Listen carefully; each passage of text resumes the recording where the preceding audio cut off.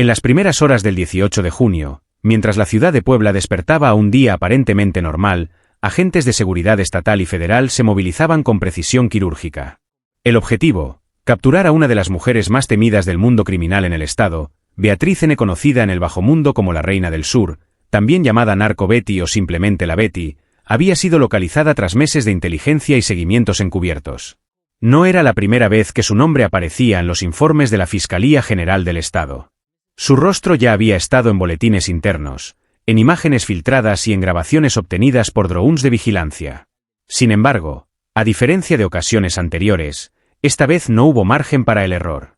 A las 5:40 de la mañana, en un operativo simultáneo en los municipios de Cuautlancingo y Coronango, las autoridades irrumpieron en 2 domicilios utilizados como centros de operaciones logísticas y financieras de su grupo. Beatriz fue capturada sin posibilidad de huida, acompañada de 2 personas clave en su esquema. Un hombre identificado como Luis Ángel de Jesús N., una mujer de nombre Ebony N. Las imágenes difundidas horas más tarde mostraban a la Reina del Sur con el rostro cubierto, escoltada por agentes fuertemente armados, mientras era trasladada bajo estrictas medidas de seguridad. La titular de la FGE, Idamis Pastor Betancourt, no tardó en dar a conocer los detalles en una rueda de prensa extraordinaria. Es importante y trascendente para nuestro Estado informar que el día de ayer se aprehendió a la denominada Reina del Sur, objetivo prioritario vinculado a homicidios, narcomenudeo y al cártel Jalisco Nueva Generación, declaró ante los medios, acompañada por el gobernador Alejandro Armenta, quien calificó la operación como una noticia enorme. Beatriz había sido detenida en 2 ocasiones anteriores, la primera en 2019 y la segunda en 2020. Tras un cateo en la colonia Constitución Mexicana, sin embargo, logró recuperar su libertad mediante amparos judiciales. Esta tercera captura representaba no solo una victoria operativa, sino también un mensaje contundente: las estructuras criminales con rostros visibles no son intocables. Su presencia en Puebla había generado un patrón creciente de violencia, particularmente en la zona sur del estado. Bajo su presunta dirección, se ejecutaron operaciones de tráfico de sustancias ilícitas y ajustes de cuentas, como el ataque armado en la colonia Minerales del Sur que resultó en la muerte del comandante Veneno, un policía con trayectoria que enfrentó de frente al grupo que ella lideraba. La reaprehensión de Beatriz no fue casualidad. Fuentes internas aseguran que se utilizó tecnología de rastreo avanzada, además de infiltraciones humanas en su círculo más cercano. Era una prioridad nacional, reveló una fuente cercana a la coordinación del operativo. Sabíamos que no solo operaba en Puebla, tenía contactos y negocios en otras entidades. Pero aquí se sentía protegida. La noticia no tardó en circular entre los grupos de inteligencia y seguridad pública. En redes sociales, usuarios celebraban la captura, mientras especialistas advertían que el poder de su célula no se limitaba a una sola cabeza. La Reina del Sur representaba más que un alias. Era un símbolo del avance de estructuras criminales con liderazgo femenino en las regiones más vulnerables del país. Pero esta historia apenas comienza. En los próximos capítulos se revelará su historial de violencia, las veces que burló a la justicia y cómo su nombre se volvió sinónimo de poder dentro de una de las organizaciones más peligrosas del país. El rostro de Beatriz N. ya había sido conocido por las autoridades poblanas mucho antes de su reciente captura. En los pasillos de la Fiscalía General del Estado, su nombre resonaba con frecuencia, y su expediente crecía como una sombra que se alargaba con cada año que pasaba. Fue en noviembre de 2019 cuando su nombre apareció en uno de los casos más escandalosos de violencia armada en la capital poblana. Un ataque perpetrado en la colonia Minerales del Sur contra elementos de la policía municipal acabó con la vida de Jesús Humberto Ojeda Vázquez, apodado el comandante Veneno. Aunque el crimen quedó impune en su momento, los testimonios y análisis posteriores apuntaron directamente a una célula bajo el control de la Reina del Sur. Aquello no fue un simple enfrentamiento, fue una ejecución calculada, un acto de guerra para marcar territorio. Las autoridades sabían que estaban frente a una figura peligrosa, pero también, el 2020 trajo consigo una nueva oportunidad de detenerla. En septiembre de ese año, un cateo en la colonia Constitución Mexicana permitió su detención nuevamente. Pero la historia se repitió. Su equipo legal presentó amparos que argumentaban irregularidades en el proceso y una vez más, Beatriz recuperó su libertad. Siempre iba un paso adelante, comentaba un agente veterano de la Policía Estatal bajo condición de anonimato. No era una mujer que se dejara ver. No usaba redes sociales. No asistía a lugares públicos. Se movía de noche, cambiaba de casa cada semana. Era casi un fantasma. Durante años, la figura de Beatriz fue rodeada de un aura de impunidad. Mientras los vecinos de ciertas colonias temían pronunciar su nombre, ella tejía redes de complicidad y silencio. Las tiendas de narcomenudeo bajo su control crecían en puntos estratégicos del sur del estado. Incluso se hablaba de pagos mensuales a intermediarios para garantizar protección en zonas donde la policía no se atrevía a entrar. No obstante, su influencia no solo se construyó con violencia. Según los reportes judiciales, Beatriz supo utilizar los vacíos legales y una defensa jurídica agresiva para evadir las consecuencias. Su historial de amparos concedidos generó críticas dentro y fuera del ámbito legal. No es posible que una persona con ese perfil vuelva a las calles sin enfrentar a fondo la justicia, dijo un activista local tras su liberación en 2020. Pero en el mundo de la Betty, la ley era solo una frontera más que debía cruzarse. Puebla fue testigo entonces del ascenso de una figura inusual en el crimen organizado. Una mujer que no solo sobrevivía, sino que mandaba. Sus órdenes eran ejecutadas por hombres armados. Su palabra valía más que la de muchos cabecillas masculinos. Y mientras otros caían, ella seguía en pie, protegida por el miedo y por un sistema que no supo o no quiso detenerla a tiempo. Ahora, con su tercera detención, se abre una nueva etapa judicial. La Fiscalía promete no repetir errores del pasado y asegura que la carpeta de investigación ha sido reforzada con pruebas irrefutables, testimonios protegidos y vínculos directos con el crimen organizado. Esta vez no hay salida, aseguró una fuente de la FGE. Pero entre la ciudadanía aún reina la desconfianza. ¿Volverá a caminar libre por las calles de Puebla? ¿O esta vez se romperá el ciclo de impunidad? Las respuestas están en construcción, pero lo que sí es claro es que el historial de la Reina del Sur no se borrará fácilmente.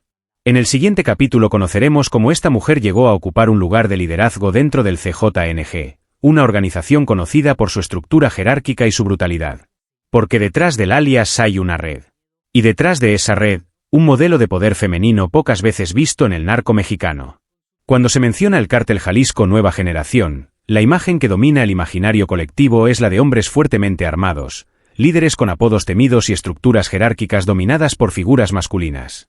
Sin embargo, la historia de Beatriz N., alias la Reina del Sur, rompe ese patrón de forma contundente y preocupante.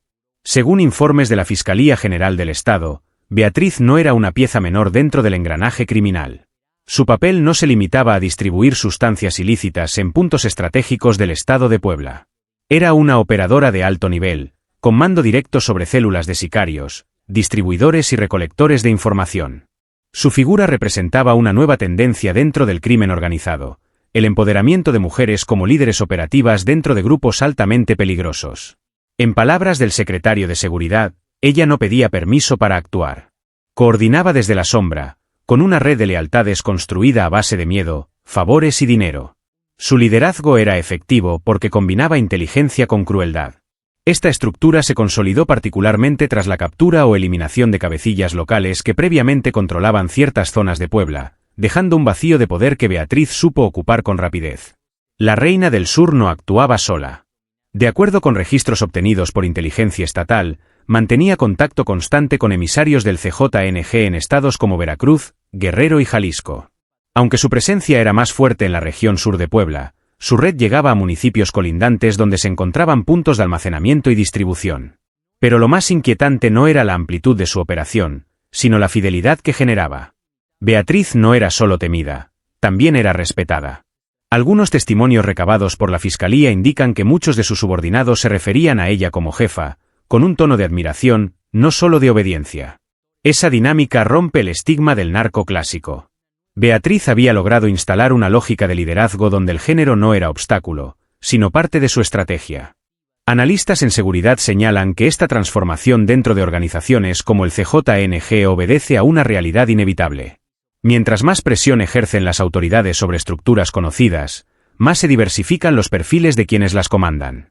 En esa lógica, mujeres como Narco Betty se convierten en activos valiosos. Pueden pasar desapercibidas, generan menos sospechas en controles y en muchos casos manejan operaciones con más discreción que sus pares varones. Omar García Arfuch, exsecretario de Seguridad Ciudadana y actual estratega nacional en temas de combate al crimen organizado, fue claro en su más reciente declaración. Este caso muestra cómo el crimen evoluciona. No podemos seguir creyendo que los líderes del narco tienen un solo rostro. Hoy enfrentamos estructuras donde las mujeres, lejos de ser utilizadas como pantalla, son quienes diseñan y ejecutan los movimientos más letales. Esa afirmación resuena con fuerza en Puebla.